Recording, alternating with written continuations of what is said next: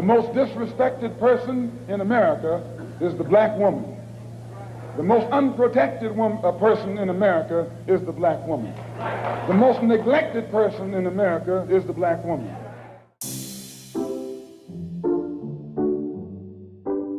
We live in a country where women and African Americans are constantly fighting for equality and protection in their homes, jobs, schools, and places of work.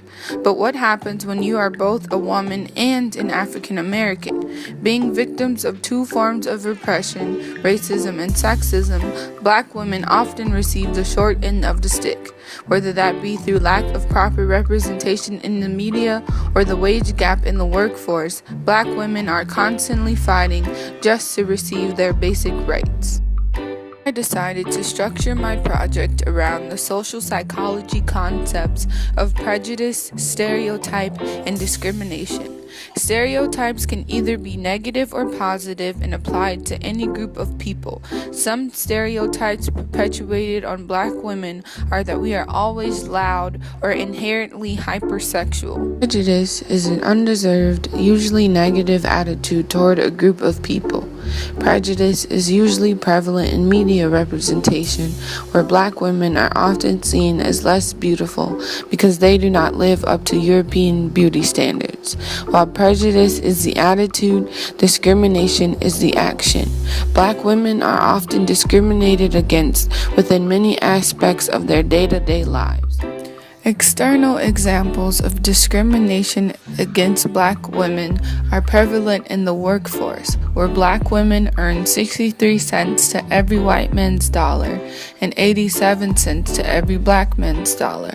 Black women are often more criticized within the media, especially in the fashion industry.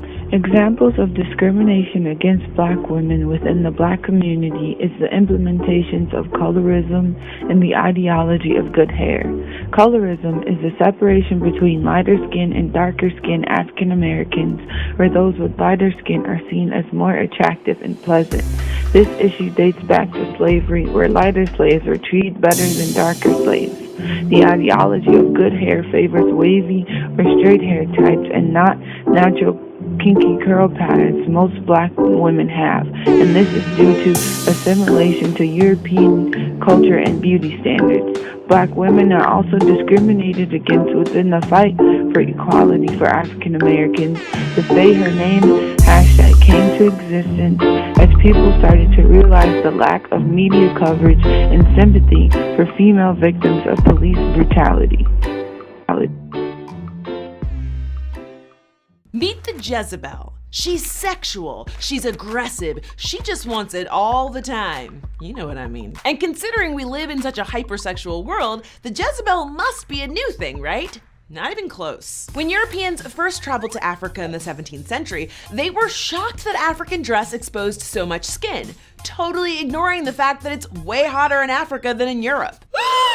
Why don't you have 17 skirts on? The horny European explorers then assumed African women were sexually lewd animals trying to seduce them, and thus, the Jezebel stereotype was born. And in 19th century America, the long-running stereotype of African women with large sexual appetites was often used by slave owners to justify rape. In fact, it was argued that it wasn't possible to rape a black woman because of that fabled sexual appetite. Cut to the Jim Crow South, and everyday items like ashtrays, postcards, and drinking glasses depicted over-sexualized images of black women and girls, reinforcing this dangerous stereotype. And it was dangerous. During that time, black women were regularly assaulted by white men, and they rarely faced criminal charges. Meet the headstrong black woman.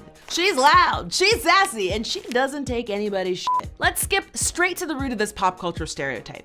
Amos and Andy. In the 1930s, this popular radio show took the world by storm. While the two main characters were supposed to be black, they were actually voiced by white men, and the entire appeal of the show was the mockery of black behavior and dialect. As if that wasn't offensive enough, the duo were joined by Kingfish, their con artist friend, and his domineering, aggressive, and emasculating nagging wife, Sapphire, the prototypical headstrong black woman. Amos and Andy later became a TV show, which was eventually protested by the NAACP, but the damage was already done.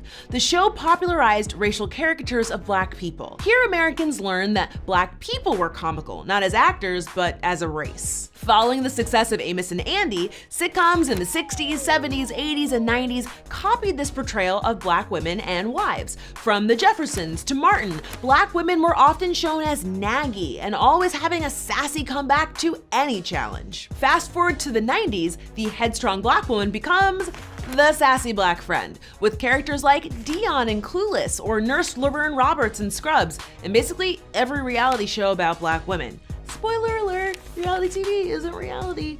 Popular media often relegates black women to the one-dimensional sidekick with lots of sass and endless one-liners, but little personality.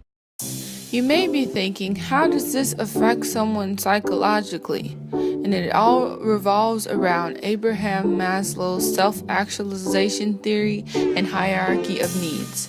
Self-actualization is the realization or fulfillment of one's talents and potential, a drive or need that he believes should be present in everyone. In order to reach self-actualization, you have to excel through the several levels in the hierarchy. Physiological needs, which is basic necessities you need to live, like water for example. Safety needs, which is the security of persons, health, and employment. Love and belonging, which is the need for friendship and family. And esteem, which is confidence, respect by others, and feelings of achievement.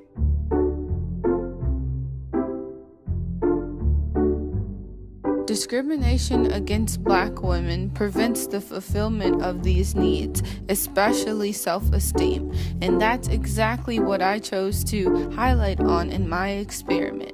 I surveyed 20 African American girls, all in high school. I presented 5 options: strongly disagree or agree or disagree, and neutral. Within the survey, I presented several statements like, I like my hair, or I like my skin tone. I also asked participants to choose a body type that they thought was more desirable in the black community, as well as what type of hair they believed was good hair.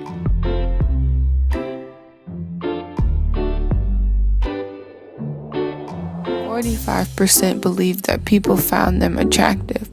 40% admitted that they were afraid to raise a child in America, and 45% agreed that people only care about the male victims of police brutality, while only 15% reported that people usually perceive them as ghetto or ratchet. 30% strongly agreed that they always have to be strong and confident.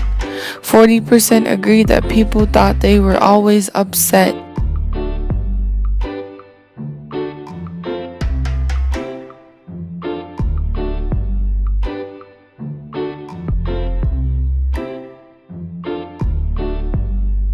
Although my results did surprise me, I believe that this is only testament of the times to come.